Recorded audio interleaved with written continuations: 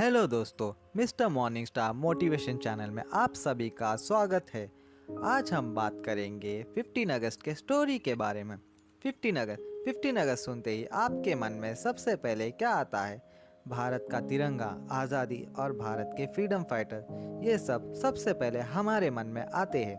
15 अगस्त 1947 वो दिन भारत के इतिहास के लिए बहुत ही खास दिन है, क्योंकि 190 सालों बाद ब्रिटिश हुकूमत से देश आज़ाद हुआ था। लेकिन इन खुशियों के साथ उतना ही गम था, क्योंकि भारत के 8 करोड़ 15 लाख लोग एक ही रात में बंटवारे में गंवा दिए थे। देश दो टुकड़ों में बंट गया था, हिंदुस्तान और पाकिस्तान। हिंदुस्तान यूं ही आज़ाद नहीं हुआ। 15 अगस्त के बहुत ही पहले ही ब्रिटिश हुकूमत का अंत शुरू हो गया था। महात्मा गांधी की जल आंदोलन से देश में नई क्रांति की शुरुआत हुई थी, और एक और सुभाष चंद्र बोस की आज़ाद हिंद फौज ने अंग्रेज़ों का जीना दुश्वार कर रखा था।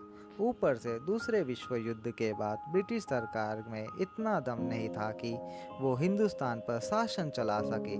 इसीलिए माउंटबेटन को भारत का एक आखिरी वॉइस रॉय बनाया गया था, ताकि देश को आधिकारिक तरीके से स्वतंत्रता दी जा सके। ब्रिटिश ने भारत को शुरुआत में 3 जून 1948 के दिन आज़ादी घोषित करने का निर्णय लिया था, लेकिन मोहम्मद अली जिन्ना ने पाकिस्तान नामक अलग मुल्क बनाने की ठान ली थी, जिसके कारण देश में कई जगह पर सांप्रदायिक हिंसा शुरू हो गई। यही सब देखे ब्रिटिश भारत को हो सके जितना जल्दी स्वतंत्रता राष्ट्र घोषित करना चाहता था, क्योंकि ब्रिटिश को भी भारत एक टुकड़ों में नहीं लेकिन 2 टुकड़ों में विभाजित करना था।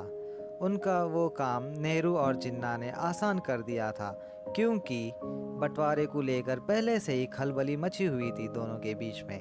यही सब देख के माउंटबेटन ने जो आज़ादी 1948 में मिलने वाली थी वो 1947 में देने का ऐलान कर दिया, और माउंटबेटन ने आज़ादी के लिए 15 अगस्त 1947 निर्धारित किया। लेकिन सवाल यही उठता है कि माउंटबेटन ने 15 अगस्त का दिन ही क्यों? अब जैसे हम भारतीय लोग भी काम करने से पहले शुभ और अशुभ को ध्यान में रखते हैं, बिल्कुल वैसे ही माउंटबेटन भी शुभ और अशुभ को मानते थे। इसीलिए माउंटबेटन ने 15 अगस्त की तारीख को चुना था, क्योंकि यह तारीख उनके लिए ख़ास थी। क्योंकि दूसरे विश्व युद्ध के वक्त 15 अगस्त 1945 के दिन जापान आर्मी ने अलायंस फोर्स के सामने अपना आत्मसमर्पण कर दिया था, और उस समय माउंटबेटन ही अलायंस फोर्स के कमांडो थे। इसीलिए माउंटबेटन ने 15 अगस्त चुना था। जिस दिन ये तारीख ऐलान हुई, ज्योतिषों ने इस तारीख का इनकार किया कि यह दिन हमारे लिए ठीक नहीं है, क्योंकि उनके मुताबिक ये तारीख अमंगल और अपवित्र थी। इसीलिए इन्होंने माउंटबेटन को दूसरी तारीख का सुझाव दिया था। लेकिन माउंटबेटन 15 अगस्त को लेकर अड़े रहे, उसने किसी की भी नहीं मानी। इसीलिए भारतीय ज्योतिषों ने एक और उपाय निकाला। उन्होंने 14 और 15 अगस्त की रात 12 बजे के समय तय किया, क्योंकि अंग्रेज़ों के हिसाब से रात के 12 बजे से ही अगला दिन शुरू होता है, लेकिन हिंदू कैलेंडर के हिसाब से सूर्योदय के उगने के बाद अगला दिन शुरू होता है। 14 अगस्त की रात आज़ादी देने का तय हुआ। अब बात करते हैं पूरे दिन की, तो आज़ादी की यह जश्न राजधानी दिल्ली में मनाई जानी थी, और उस दौरान किताबों से यह जानकारी मिलती है कि 14 अगस्त की शाम से ही दिल्ली में बारिश शुरू हो गई थी। लेकिन आज़ादी का यह जश्न हर हाल में मनाना था, इसीलिए बारिश के बावजूद भी रात 9 बजे के आसपास करीब 5 लाख लोग इकट्ठा हो गए थे। पर इकट्ठा तो होना ही था। 200 साल की गुलामी के बाद यहाँ आज़ादी मिली थी, इसीलिए कीमती थी कि यह रात, जिसके लिए लाखों लोगों ने अपना बलिदान दिया था। फिर रात के 10 बजे आज जो राष्ट्रपति भवन है, वहाँ पर नेहरू, सरदार पटेल, डॉक्टर राजेंद्र प्रसाद और माउंटबेटन आए, लेकिन आज़ादी के लड़वैया महात्मा गांधी यहाँ पर नहीं थे। जिस व्यक्ति ने सारी उम्र देश की सेवा में गुजार दी, भला वो इंसान देश की आज़ादी के हिस्सा नहीं बना? भला क्यों?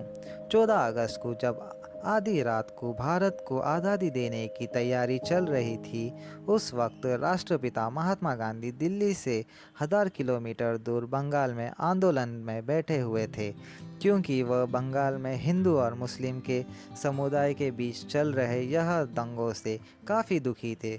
और उन्हें रोकने के लिए वो बंगाल में आंदोलन में बैठे हुए।